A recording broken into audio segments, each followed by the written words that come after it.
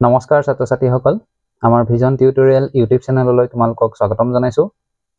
আজি আমি আৰম্ভ কৰিম দশম মান শ্ৰেণীৰ ত্ৰিকোণমিতিৰ পৰিচয়ৰ 6 নম্বৰৰ পৰা কোৱেশ্চনখিনি আমি আগৰ অধ্যায়ত 5 নম্বৰ কোৱেশ্চনলৈকে কৰিছিলো আগৰটো ক্লাছত 5 নম্বৰ ক্লাছলৈকে কৈছিলো আমি এটা 6 নম্বৰ কোৱেশ্চন দিয়া আছে যদি a আৰু b সূক্ষ্মকোণ হয় যাতে cos a = cos b তেন্তে দেখুৱা যে এংগুল a = এংগুল b এটো আমাক দেখাব দিছে এতিয়া আমি 6 নম্বৰ কোৱেশ্চনটো আৰম্ভ কৰোঁ যেহেতু ইয়াত কৈছে যে a আৰু b সূক্ষ্মকোণ গতিকে সমকোণ কোণ হ'ব c2 গতিকে এটা আমি সমকোণী ত্ৰিভুজ আঁকিম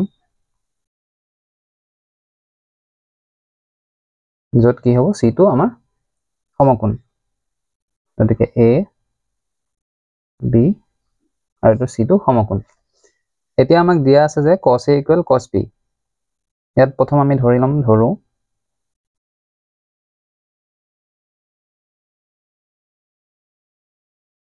ত্ৰিভুজ ABC এটা সমকোণী ত্ৰিভুজ যত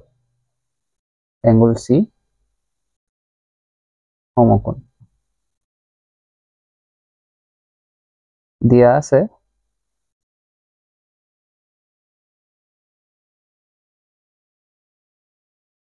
cos A = cos B আমি প্ৰমাণ কৰিব লাগে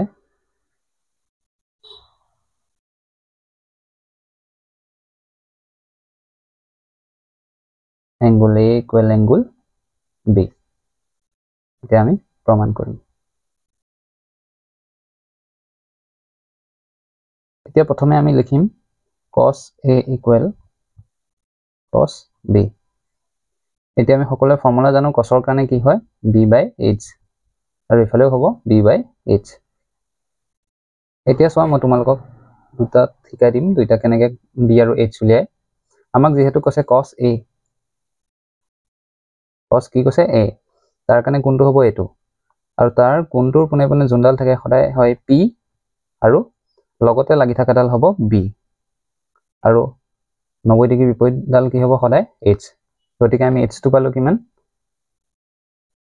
ab টো তলত হ'ব আৰু b কিমান পালো ac এতিয়া আমি cos b ৰ কাৰণে চাম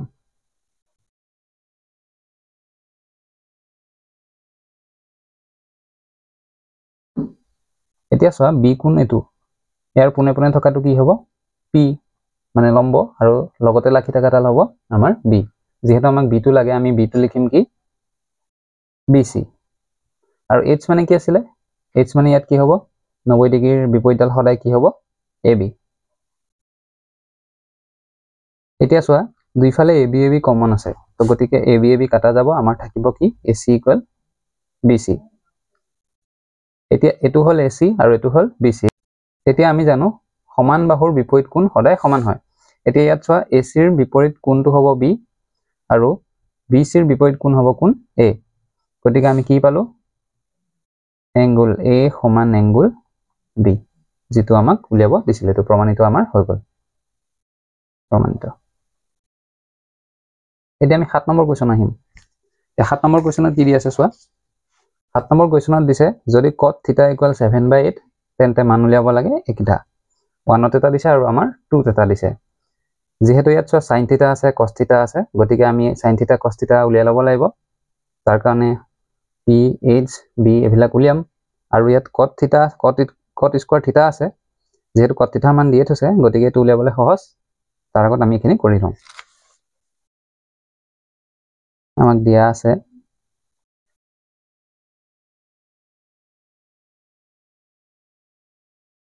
cot θ = 7/8 cotৰ ফৰ্মুলা কি হয় b/p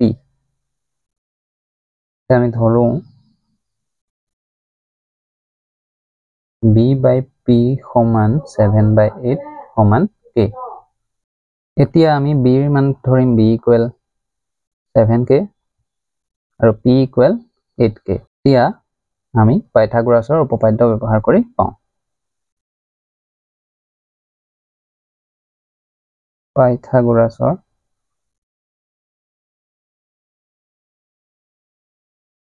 উপপাদ্য মতে h square is equal p square plus কি হ'ব b স্কয়াৰ এতিয়া আমি প্ৰথম কি উলিয়াম h যেহেতু উলিয়াম এফালে ৰুট ওভাৰ দিম স্কয়াৰ উঠাম p স্কয়াৰ আৰু b স্কয়াৰ হ'ব এতিয়া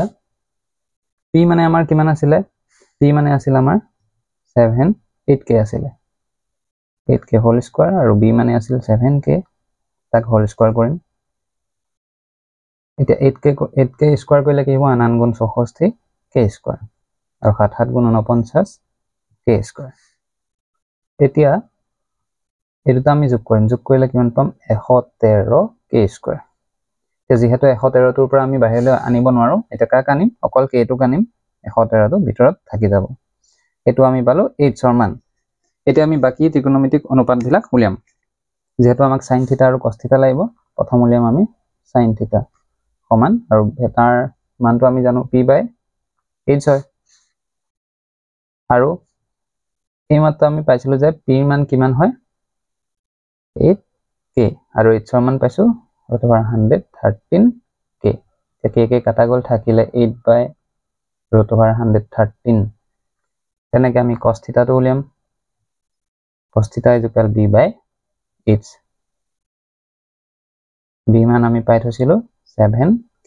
আৰু h ৰ মান কি 113k k কাটা গল থাকিলে 7 by √113 এতিয়া আমি অঙ্কটো কৰিম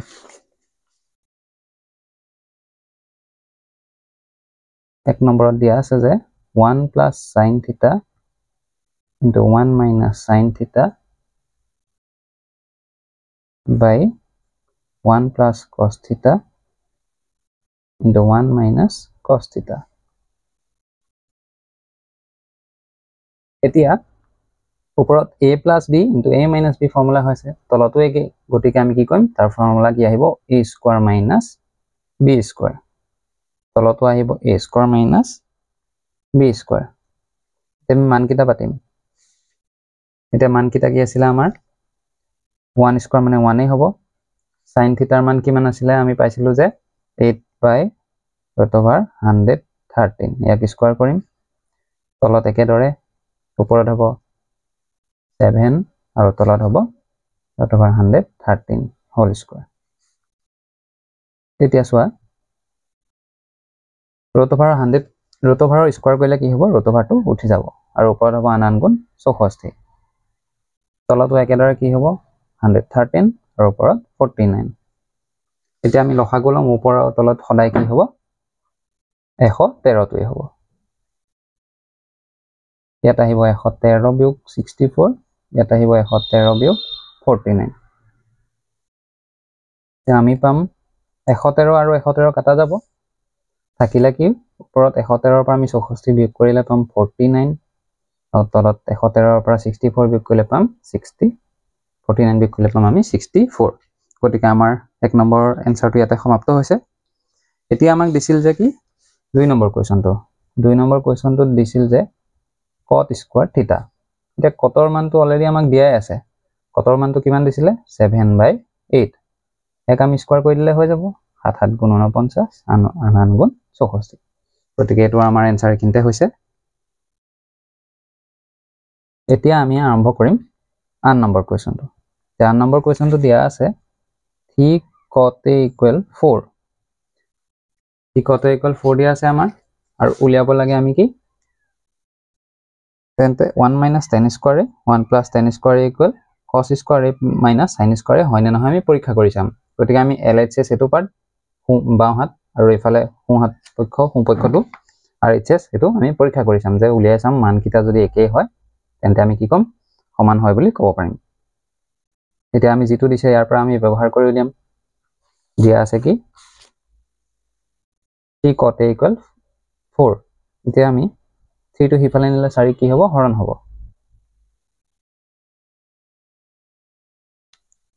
এতিয়া আমি cot a মানে কি জানো ফৰ্মুলা b by p হয় যেহেতু b by p মান কি পালো 4/3 এতিয়া আগৰ নিচিনাকৈ আমি কি কৰিম ধৰো k বুলি ধৰি লম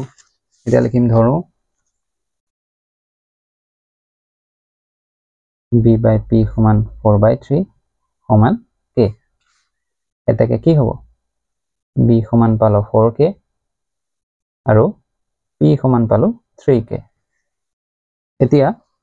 ইয়াত b আৰু p আছে আমি উলিয়াব লাগিব কাক এতিয়া h ক এটাকে আকৌ পাইথাগোৰাছৰ ফৰ্মুলা ব্যৱহাৰ কৰিম পাইথাগোৰাছৰ উপপাদ্য মতে কি লিখিম h square is equal p square plus b square আমি h উলিয়াম ৰুট অভাৰ দিম আকৌ আগৰ নিচিনাকৈ এবাৰ আমি p মানটো ডাইৰেক্ট পাতিম p মানটো দিয়া আছিলে 3k তাক স্কয়াৰ কৰিম b ৰ মান হ'ল 4k তাক স্কয়াৰ কৰিম এটা 3 3 গুণ 9 k স্কয়াৰ আৰু 4 4 গুণ 16 k স্কয়াৰ আমি জানো 16 যোগ 9 কৰিলে কিমান পাম 25 আৰু লগত k স্কয়াৰ আগত আহা নাছিল কিন্তু এটা বৰ্গমূল বৰ্গ সংখ্যা এটা পালো নে নাই গতিকে 25 ৰ বৰ্গমূল কিমান হ'ব 5 আৰু লগত আহিব k h ৰ মান পালো আমি 5k এতিয়া আমাক যিখিনি দিছে আমি হেখিনি কৰিম cos sin tan একটা উলিয়াই লম আমি এতিয়া আমি প্ৰথম লিখিম sin a সমান হ'ব p/h p ৰ মান আমাক দিয়া আছিল 3k h ৰ মান ওলাল 5k k কাটা গল থাকিলে 3/5 cos a উলিয়াম cos ৰ ফৰ্মুলা কি হয় b/h আৰু b ৰ মান আমাক দিয়া আছিল 4k আৰু এটোটো 5k হল k কেনসেল গল 4/5 এটা tan a soya tan a তো কি হ'ব p/b p মান কিমান আছিল p মান দিছিল 3k আৰু b মান দিছিল 4k k কেনসেল গল থাকিলে 3/4 এতিয়া আমাক যিখিনি দিছে সেইখিনি কৰিব পাৰিম LHS sum LHS ত কি দিছিলে 1 minus tan square a 1 plus tan square a the 1 minus 10 10 ৰ মান কিমান 3/4 এড স্কয়াৰ কৰিলো আৰু ইয়াত কি হ'ব একেটাই 3/4 হোল স্কয়াৰ কৰিলো তো 1 minus ওপৰত হ'ব 9 তলত হ'ব 16 ইয়াত হ'ব একেটাই 9 আৰু 16 তে মই সাইডত কৰি দিছো লসাগু কিমান আহিব আমাৰ 16 আহিব ইয়াতো 16 আহিলে যদি 16 আহে ইয়াত কিমান হ'ব একৰ ঠাইত 16 বিয়োগ 9 আৰু ইয়াত হ'ব 16 যোগ 9 16 16 আমাৰ কাটা যাব 16 পা 9 গলে থাকিব 7 আৰু 16 যোগ 9 কিমান পাম 25 এটো আমাৰ LHS পাইছো এতিয়া আমি RHS টো উলিয়াম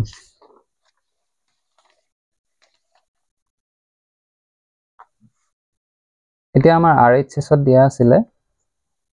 cos square a minus sin square a আৰু cos a আমি মান পাইছিলো cos a মান পাইছিলো আমি 4/5 ইয়াৰ স্কয়াৰ কৰিম আৰু sin a মান আমি পাইছিলো 3/5 এতিয়া 4 4 গুণ 16 5 5 গুণ 25 ইয়াতো একেই 3 3 গুণ 9 5 5 গুণ 25 এতিয়া চোৱা দুইটাই লসাগু 25 এ হল 16 পা কি যাব 9 16 পা 9 গলে কেন থাকিব 7 এতিয়া আমি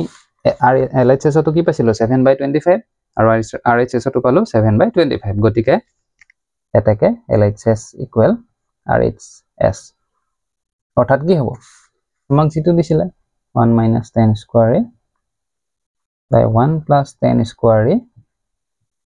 equal cos square a minus sin square a এটো হয় আৰু আমাৰ চেনেলটো চাই যদি ভাল পাইছা বা ইয়াৰ পৰা কিবা শিকিব পাৰিছা তেন্তে লগৰ বন্ধু বান্ধৱী সকললৈ শ্বেয়াৰ কৰি দিবা যাতে তেওঁলোকেও আমাৰ ভিডিঅ'সমূহ পাই থাকে আৰু এই ভিডিঅ'সমূহ চাই তেওঁলোকো উপকৃত হয় থ্যাংক ইউ